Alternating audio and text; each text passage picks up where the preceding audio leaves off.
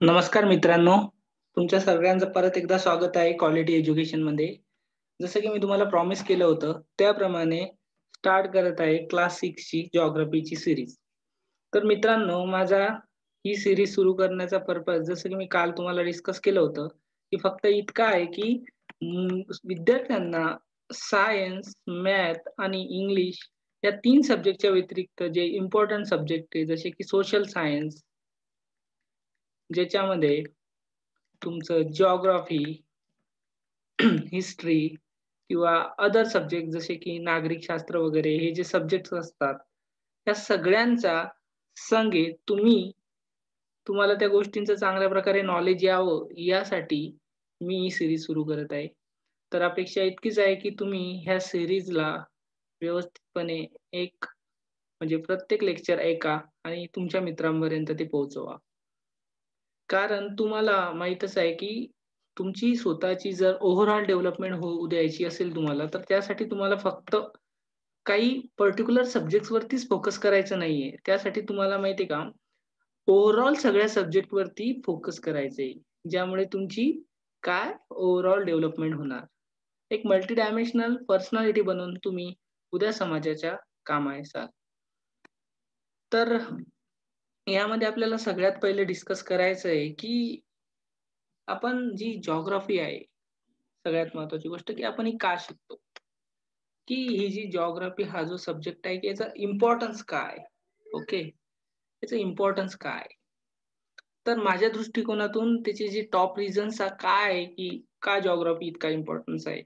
ते मी ह्या टॉप 10 पॉइंट्समधून मी तुमच्यासमोर मांडलेलं आहे. सगळ्यात महत्त्वाची गोष्ट म्हणजे, की आपले जे पृथ्वीवरचे जे फिजिकल सिस्टम्स आहे, जसं की रिव्हर्स आहे, वेगवेगळ्या प्रकारचे ओशियन्स आहे, अजून वेगवेगळ्या प्रकारचे माउंटेन्स आहे. या सगळ्या सिस्टम्सचा आपल्या लाईफमध्ये काय रोल आहे? ते आपली एव्हरीडे लाईफ कशी अफेक्ट करतात? सूर्याची आणि पृथ्वीची काय रिलेशनशिप आहे? जी पृथ्वीवरची जी वॉटर सायकल आहे, म्हणजे बर्फाचं पाणी बनते, पाण्याची वाफ बनते. अशा प्रकारची जी वॉटर सायकल आहे, वाइंड आहे, ओशियन करंट्स आहे, यांचा आपल्या डे टू डे लाईफमध्ये काय इफेक्ट पडतो? या सगळ्या गोष्टींचा अभ्यास आपण कोणत्या सब्जेक्टमध्ये करतो? तो करतो आपण जिओग्राफी सब्जेक्टमध्ये. आणि अजून की हे जे कोरिलेशन आहे, हे तुम्हाला हे जे रिसोर्सेस आहे, for example sun, water, wind, ocean त्यांचा उपयोग हा मानवाच्या कल्याणासाठी तुम्ही करून घेऊ शकता. जर तुम्हाला त्या गोष्टींविषयी माहीत असेल, की ह्या गोष्टी कशा इव्हॉल्व झाल्या, कुठून आल्या. ओके. आणि तसेच to learn the locations of places म्हणजे जे वेगवेगळे लोकेशन्स आहे आपल्या याच्यावरती, जसा की माउंट एव्हरेस्ट झाला, अजून एखादा अंटार्क्टिका सारखा खंड झाला. तर त्याच्यावरची जी फिजिकल आणि कल्चरल कॅरेक्टरिस्टिक्स आहे, त्यांचं जे इंटरडिपेंडन्स आहे ते तुम्ही ओळखू शकता. That is to learn the location of places and the physical and cultural characteristics of those places in order to function more effectively in our increasingly interdependent world. अजून एक महत्वाचं आहे, की to understand geography of past times and how geography has played important role in the evaluation of people, their ideas, places and environments. मित्रांनो, तुम्हाला माहित होतं, की आपल्या पूर्वकाळामध्ये लोकांनी आपलं जे जीवन स्टार्ट केलं, ते कशापासून केलं? ते दगडापासून स्टार्ट केलं. ते डायरेक्टली जे अभयारण्यातले प्राणी होते, वृक्ष होते, जे पण वनस्पती होते, त्याच्यावरती डायरेक्टली डिपेंड होते. तर जिओग्राफी आपल्याला आपल्या पास्ट टाईममध्ये कसं काय लोकांनी आपलं जीवन जगले, त्यांची लाईफस्टाईल काय होती, ह्या सगळ्या गोष्टी आपल्याला जे जिओग्राफी, ह्युमन जिओग्राफीमध्ये तुम्ही शिकायला भेटते तुम्हाला. बरोबर? तर ही जी इव्होल्यूशन झालं माणसाचं, हे आपल्याला कशामध्ये शिकायला भेटतं? ते शिकायला भेटतं आपल्याला आपल्या जिओग्राफी सब्जेक्टमध्ये. अजून to develop a mental map okay. To develop a mental map of your community, province or territory, country, and the world so that you can understand where of places and events. म्हणजे आपल्याला जी आपली community आहे, human community आहे, जी plant system आहे, animal system आहे, या सगळ्याविषयी आपल्याला काय मिळते, एक आयडिया मिळते. जसं की आपण आपल्या जिओग्राफीमध्ये मॅप काढतो. त्या मॅपमध्ये आपण काय दाखवतो, वेगवेगळ्या प्रकारचे पॉइंट्स, टेरिटरी, कंट्री दाखवतो. ओव्हरऑल पूर्ण वर्ल्ड दाखवू शकतो. तर त्यांचा एक मेंटल मॅप आपल्याला कळतो, की बाबा जर आपण असा आपला इंडियाचा मॅप काढला, ओके. जर असा आपण आपल्या इंडियाचा मॅप काढला, तर ह्या इंडियामध्ये ह्या इथे कुठेतरी काय आहे, तर कुठेतरी गुजरात आहे. इथे कुठेतरी काय आहे, इथे कुठेतरी कर्नाटका आहे. इथे कुठेतरी काय आहे, त्रिपुरा आहे. इथे कुठेतरी काय आहे, जे-एंड-के, जे-एंड-के. तर अशा प्रकारचा जो मेंटल मॅप आहे ना, तो आपल्या माइंडमध्ये काय होतो, तयार होतो. कशामुळे? आज मी हा मॅप बऱ्यापैकी काढू शकतो. त्याचं रिझन काय? कारण मला थोडं फार जे काही आहे ते जिओग्राफीचं नॉलेज आहे. त्याच्यामुळे आज मी तुम्हाला लोकेशन कुठे काय आहे ते थोडंफार सांगू शकतो. हे कशाच्या हेल्पमुळे झालं? तर हे झालं जिओग्राफीमुळे. ओके. अजून to explain how the processes of human and physical systems have arranged and sometimes change the surface of the earth. म्हणजे आता पृथ्वीवरती वेगवेगळ्या प्रकारचे फिनॉमिनाज घडतात. फॉर एक्झाम्पल आता थोडासा तुमच्यासाठी कन्सेप्ट हार्ड होईल, की जे रॉक्स असतात, त्या रॉक्सचे पण 3 प्रकारचे असतात. जसे की इग्नियस रॉक, दुसरं असतं मेटामॉर्फिक रॉक आणि तिसरं असतं sedimentary Roxx.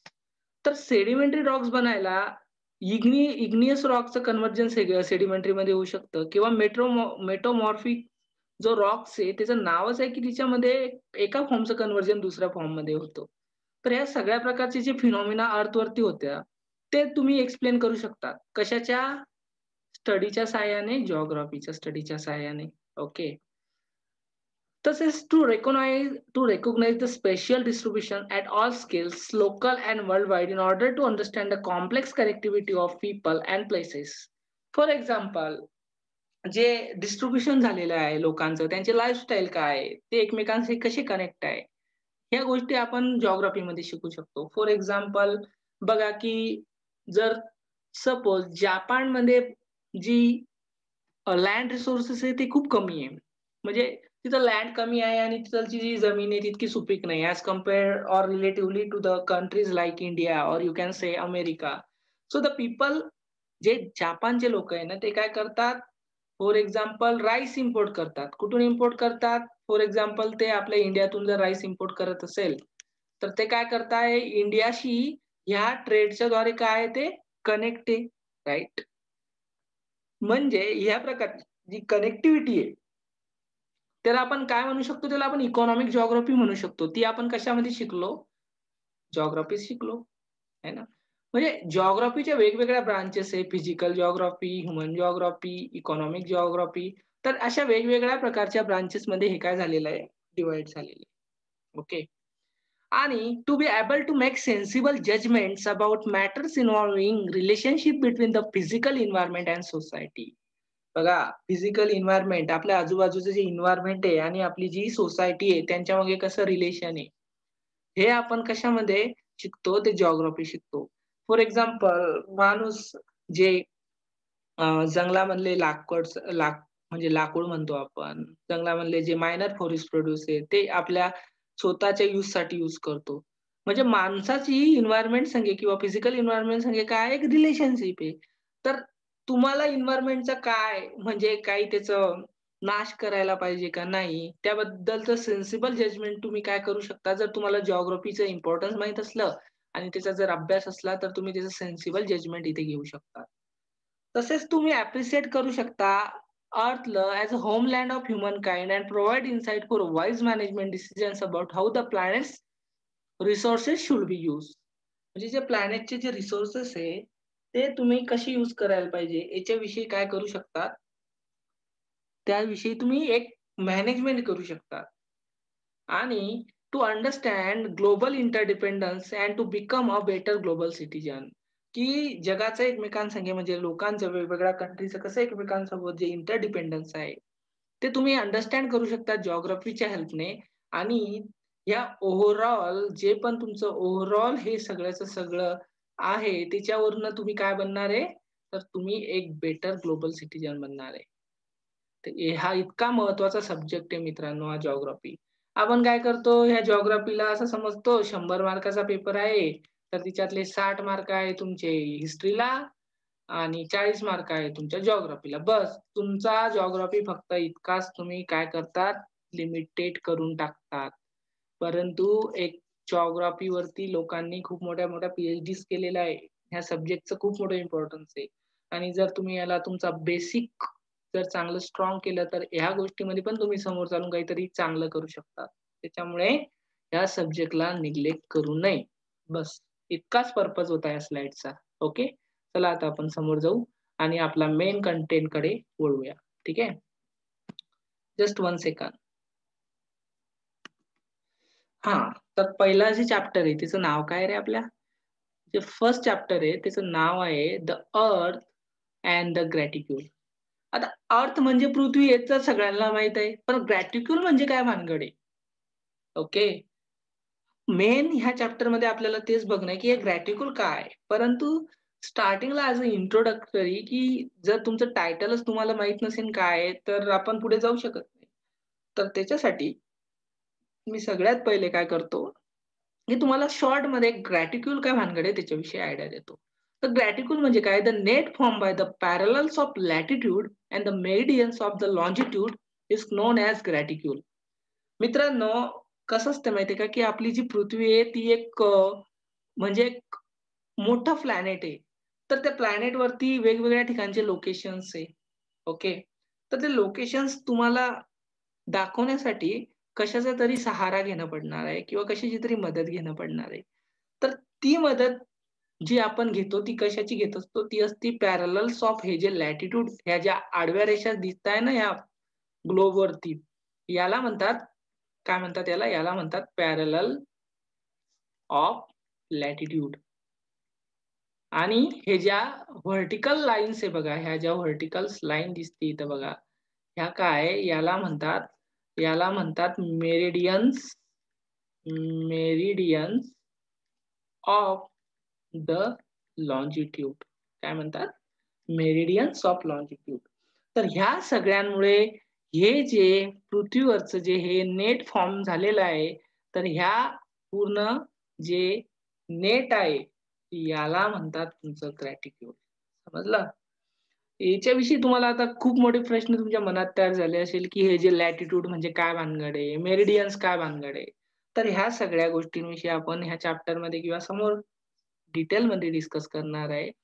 Please hold your horses and keep learning and keep travelling with me. Okay. So आता बघा तुमचं जे बुक आहे, त्या बुकमध्ये हा एक फोटो दिलेला आहे. ओके. तर हिच्यामध्ये काय आहे, एक ॲक्टिव्हिटी दिलेली आहे. खूप इंटरेस्टिंग ॲक्टिव्हिटी आहे. तुम्ही माझं सजेशन आहे, की हे बुकला एकदा व्यवस्थित ह्या ॲक्टिव्हिटीवरती फोकस करा. हिच्यामध्ये काय दिलेलं आहे, एक वर्ल्ड मॅप दिलेला आहे. ओके. तर या वर्ल्ड मॅपमध्ये बघा, एक इकडे साऊथ आफ्रिका जो तुमचा कंटिनेंट आहे, तिच्यामध्ये एक मुलगी दाखवलेली आहे, लिमा नावाची आय थिंक. लिमा प्लेस आहे वाटतं आणि इनराईक तिचं नाव आहे. आणि इकडे नतालिया आहे. इकडे ग्रॅम आहे सेंट पीटर्सबर्गचा. हा आफ्रिकेची नॅटालिया आहे. ही किंबर्लीची काट्या आहे. थोडं प्रोनान्सिएशनमध्ये प्रॉब्लेम असू शकतो. Sorry for that because the names here are somewhat new for me also. Okay. आणि आपला आग्र्याचा शाहिद आहे. पोर्ट ब्लेअरची मीनाक्षी आहे आणि इकडे टोकियोचा मिकियोको आहे. तर यांच्यामध्ये एक ॲक्टिव्हिटी अशी दिलेली आहे, की तुम्हाला काय करणं आहे, फॉर एक्झाम्पल आपल्याला माहिती आहे, की आपला जो ताजमहल आहे, तो कुठे आहे रे? आग्र्याला आहे. आग्रा कुठे आहे? आग्रा आहे तुमचं यूपीमध्ये, उत्तर प्रदेशमध्ये. तर बघा आता इकडची जी एनरिके आहे, हिला जर तो शाहिद कुठे आहे किंवा आग्राचा किल्ला आपला जो ताजमहल आहे, तो कुठे जर दाखवायचा असेल, तर ती काय म्हणणार? जर सपोज तुम्ही जर अशी एक डायरेक्शन पकडली, ओके. ही जी वरची डायरेक्शन हिला पकडू आपण नॉर्थ, हिला पकडू ईस्ट, हिला पकडू वेस्ट, हिला पकडू साउथ. तर हिच्या दृष्टिकोनातून हे जे शाहिद आहे तो कोणत्या डायरेक्शनने आहे रे? जवळपास ईस्ट डायरेक्शनने आहे. ओके. किंवा आग्र्याचा ताजमहल कोणत्या डायरेक्शनने आहे? ईस्ट डायरेक्शनने. जो सेंट पीटर्सबर्ग आहे त्याच्या सेंट पीटर्सबर्गचा जो ग्रॅम आहे त्याच्या दृष्टिकोनातून तो कोणत्या डायरेक्शनने आहे रे? तो आहे जवळपास साउथ ईस्ट डायरेक्शननं. नटालियाच्या दृष्टिकोनातून विचार केला तो एक्झॅक्टली ईस्ट डायरेक्शनने आहे. मीनाक्षीच्या दृष्टिकोनातून विचार केला तर तो नॉर्थ वेस्ट डायरेक्शनने आहे. सांगायचं तात्पर्य काय आहे, की तुम्ही फक्त डायरेक्शनच्या मदतीने तुम्ही एक्झॅक्टली एखादी गोष्ट नाही दाखवू शकत, की ती कुठे आहे. तर आपल्याला ह्या डिसएडव्हांटेजला ओव्हरकम करण्यासाठी आपण काय डिराईव्ह केलं? आपण डिराईव्ह केलेलं आहे, हे जे आपण शिकलो ना, काय? म्हणजे जे शॉर्टमध्ये बघितलं लॅटिट्यूड आणि मेरिडियन्स हे आपण कशासाठी डिराईव्ह केलेलं आहे? आपण डिराईव्ह केलेलं आहे एक्झॅक्ट लोकेशन पृथ्वीवरचं आपल्याला माहीत पडण्यासाठी.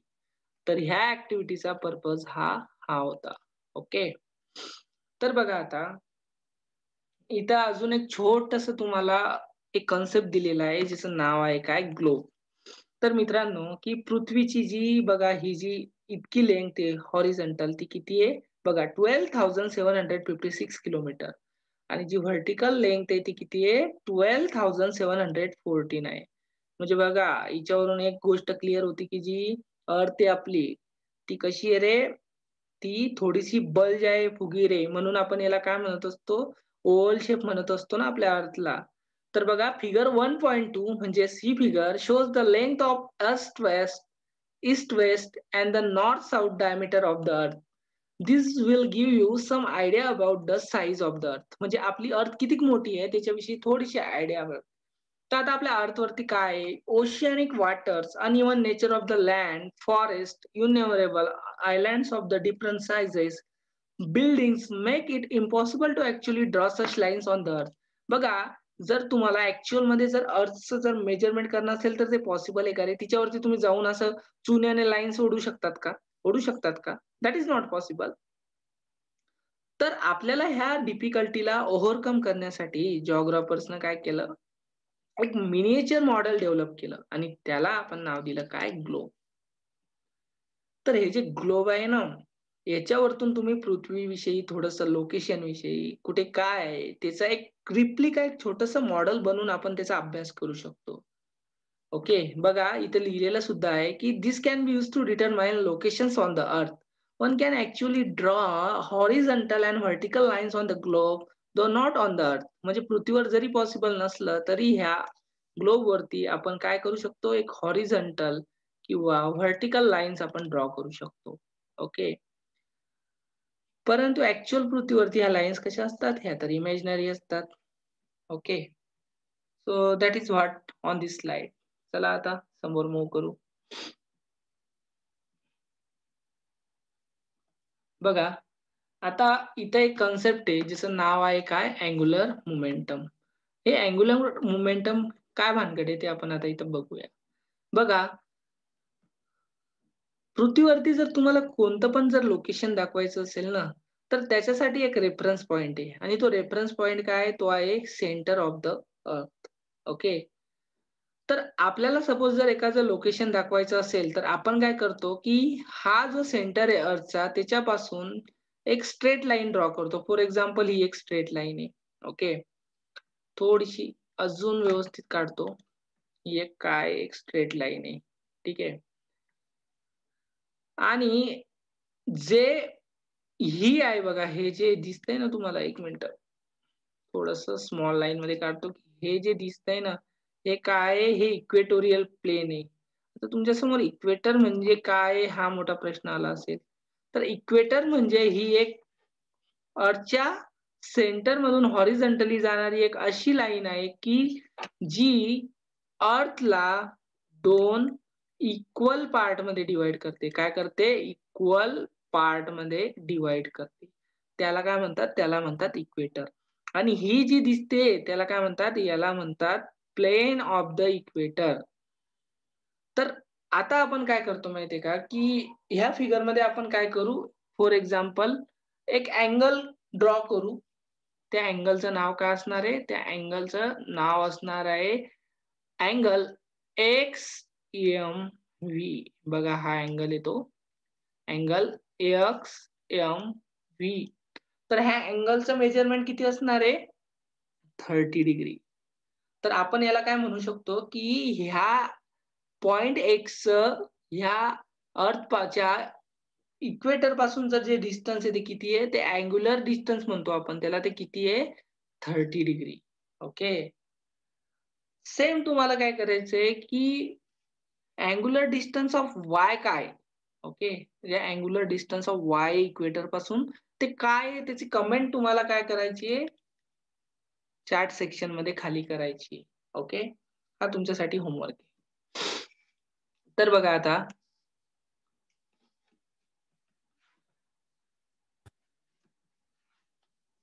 Just 1 second. तर इथे एक ॲक्टिव्हिटी बघा हां. ही ॲक्टिव्हिटी मी तुमच्यासोबत इथे करतो. पण माझं सजेशन आहे तुम्हाला, की हे तुम्ही स्वतः नोटबुकमध्ये करा. तुम्हाला एक खूप मोठा लेसन इथं शिकायला भेटणार आहे. एक फिगर आहे 1.4. याच्यामध्ये अप्पर पोर्शन ऑफ द सर्कलमध्ये बघा हे तर सेंटर आहे. ओके. एक अँगल ड्रॉ करायचा आहे अप्पर पोर्शनमध्ये. किती डिग्रीचा? 20 डिग्रीचा आणि अँगल ड्रॉ करण्यासाठी आपण काय करतो रे? कशाचा यूज करतो? आपण यूज करतो कशाचा? ज्याला आपण डी म्हणतो, स्टँडर्ड भाषेमध्ये प्रोट्रॅक्टर म्हणतो. त्याचा यूज करून तुम्हाला काय करायचंय? इथं त्याला असं हॉरिझॉन्टली पकडायचंय आणि इथून एक्झॅक्टली काय करायचंय रे? एक 20 डिग्रीचा अँगल असं सपोज जर तुम्ही ना डी पकडला तर समजा इथं कुठेतरी असणार आहे. तर तो काय करायचा आहे तुम्हाला इथून तो अँगल असा ड्रॉ करायचा आहे. समजा मी पकडतो इथं आहे अँगल. ठीक आहे? तर हा अँगल काय करायचा आहे तुम्हाला असा ड्रॉ करायचा आहे. सपोज हा अँगल आहे तुमचा किती डिग्रीचा? 20 डिग्रीचा. आणि आपण याला एक नाव देऊ. काय नाव द्यायचं याला? सपोज हा आहे तुमचा V2 K2. काय नाव देऊ आपण याला? K2. ठीक आहे? आणि अजून काय करायचंय? इकडच्या साइडनं पण सेम तसाच अँगल ड्रॉ करायचा आहे. ठीक आहे? इकडून पण आपण सेम 20 डिग्री मेजरमेंटचा काय करू? एक अँगल ड्रॉ करू असा. आणि याचं मेजरमेंट पण असं लिहून टाकू 20 डिग्री आणि याला पण नाव काय देऊ आपण? K1 म्हणजेच अँगल XV1K1 और अँगल V1XK1 अँगल V2XK2 असे दोन काय बनले इथं हे अँगल्स बनले. ओके. तर आता इथं आपल्याला काय करायचं आहे? एक इलिप्से काढायचा आहे. इलिप्से म्हणजे काय असतं माहिती आहे ना तुम्हाला? इलिप्से म्हणजे एक अशी अ, सर्कलच असतं फक्त ते थोडंसं असं बल्ज असतं. ठीक आहे. तर हे जे असं इलिप्स आहे और मराठीत ॲक्चुअली मला शब्द नाही आठवून राहिला त्याला, पण असं इलिप्स आपण इथं काढून घेऊ. ठीक आहे. तर हे जे इलिप्स आहे, हे आपण कशाला जॉइन केलं रे? हे जे 2 पॉइंट्स आहे ना, याला जॉइन केलं. ठीक आहे. आणि इथं हा असा इलिप्स काढला. आता लोअर पार्टमध्ये आपल्याला सेम ॲक्टिव्हिटी करायची. फक्त आपल्याला काय करायचं आहे, अँगल चेंज करायचा आहे. आता खाली आपल्याला किती अँगल घ्यायचा आहे? खाली घ्यायचा आहे आपल्याला 60 डिग्री. तर सेम तुम्हाला काय करायचं आहे, असा डी ठेवायचा आहे आणि याच्यामध्ये कुठेतरी जर तुमचा 60 डिग्री असला समजा, तर त्या 60 डिग्रीचं काय करायचंय तुम्हाला, ते काढून घ्यायचंय. ठीक आहे. बघा आता सपोज मी एक्झाम्पल असं कन्सिडर करतो, की हा तुमचा 60 डिग्रीचा अँगल आहे. ठीक आहे. दोन्ही साइडनं ड्रॉ करायचा आहे. हा आहे सपोज तुमचा 60 डिग्री, 60 डिग्री आणि याला आपण नाव देऊ हा P2 आणि P1 आणि सेम इथं सुद्धा तुम्हाला काय करायचं आहे, इलिप्स काढायचा आहे. ओके. तर हा असा सपोज तुमचा काय येणार आहे, इलिप्स येणार.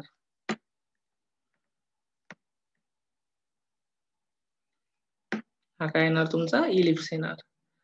तर आता तुम्हाला इथं काही क्वेशन्स विचारलेले आहे. For example number 1 are this distances between K1 and K2 and P1, P2 same आहे का? म्हणजे हे जे K1 आणि K2 मधलं जे हे जे डिस्टन्स दिसतंय बघा, हे जे डिस्टन्स यांच्यामधलं दिसतंय, हे आणि हे सेम आहे का रे? ऑब्व्हियसली नाहीये. कारण तुम्हाला ॲक्चुअली दिसतंय की K1 आणि K2 मधलं जे डिस्टन्स आहे हे वालं, हे काय आहे रे? हे थोडं जास्त आहे. आहे ना? आता तुम्हाला काय करायचंय, जे XK1 आहे, कोणतं वालं? 1 मिनिटं, याच्यामधलं मी अजूनही डायग्राम क्लिअर करतो, की हे जे XK1 मधलं डिस्टन्स आहे आणि XP2 मधलं डिस्टन्स आहे, हे मेजर करणे आणि हे सांगणं की तुम्हाला हे सेम आहे का? तर ॲक्चुअलमध्ये काय आहे माहिती आहे का, की हे डिस्टन्स जवळपास सेमच आहे. ठीक आहे. आणि तुम्हाला अजून एक कंपॅरिझन करणं आहे, की हे जे आपण इलिप्स काढला, हा नंबर 1 आणि हा नंबर 2 हे सेम आहे का रे? तर ऑब्व्हियसली हे पण नाहीये.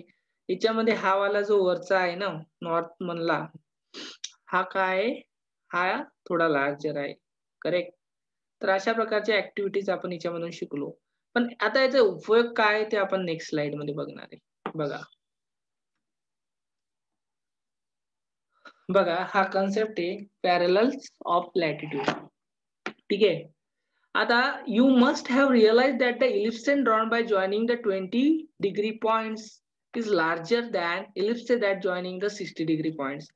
बघा याच्यामध्ये जर आपण इलिप्स काढला होता 20 डिग्रीचा, हा काय होता रे, हा जो इथलचा जो इलिप्स होता हा याच्यापेक्षा काय होता रे, हा ऑब्विसली काय होता, बिग होता, होता ना बिग. तर हाच गोष्ट इथं त्यांना सांगायची की परंतु जे डिस्टन्स होतं कशामधलं, ह्या पॉइंट ही जी लाईन्स होती x1 v1 वाली ही जी लाईन्स होती, ही आणि ह्या लाईन मधलं जे डिस्टन्स होतं हे काय होतं, जवळपास सेमच होतं. बघा जे डिस्टन्स होतं xk1 आणि xp2 मधलं हे काय होतं, सेम होतं. त्याचं रिझन होतं आपण कशाशी डील करतोय रे, स्पियर मध्ये, स्पियर सोबत. आणि स्पियर मध्ये कोणतं पण एका सेंटर पासूनचं एका जे सर्कम्फरन्स असतं त्याच्यापासूनचं जे डिस्टन्स काय असतं ते कॉन्स्टंट असतं. त्याच्यामुळे इतकं हे जे डिस्टन्स आहे सेंटर पासून तर ह्या पॉइंट पर्यंतचं हे आणि इकडच्या साईडचं जे डिस्टन्स आहे ते काय असणार आहे तुमचं, ते सेमच असणार आहे हे वालं. ओके. तर मग though these lines appear to be ellipses in the diagram, on the globe they are circles. बघा आपण 3D डायग्राम काढलेली तर त्याच्यामुळे तिच्यामध्ये ते इलिप्स दिसणार, पण ऍक्च्युअल ग्लोब मध्ये ते काय, ते एक असं सर्कल आहे बघा. ते काय असे सर्कल्स आहे ते. ठीक आहे. तर हे जे सर्कल्स आहे, ओके, जस्ट 1 मिनिट, हे मला एकदा क्लिअर करू द्या. हे जे circles आहे thus created at some angular distance. The circles thus created at some angular distance from the center of the earth are parallel to one another. हे सांगायचं तात्पर्य बघा, जर हे अशा प्रकारे एक ग्लोब आहे समजा, ठीक आहे, तर ह्या ग्लोब वरती जे तुमचे आपण असे सर्कल्स काढणार आहे, ठीक आहे, सपोज हा टॉप व्ह्यू आहे, हा काय, हा एक टॉप व्ह्यू आहे, तर याच्यावरती जे तुमचे असे सर्कल्स असणार आहे, ठीक आहे,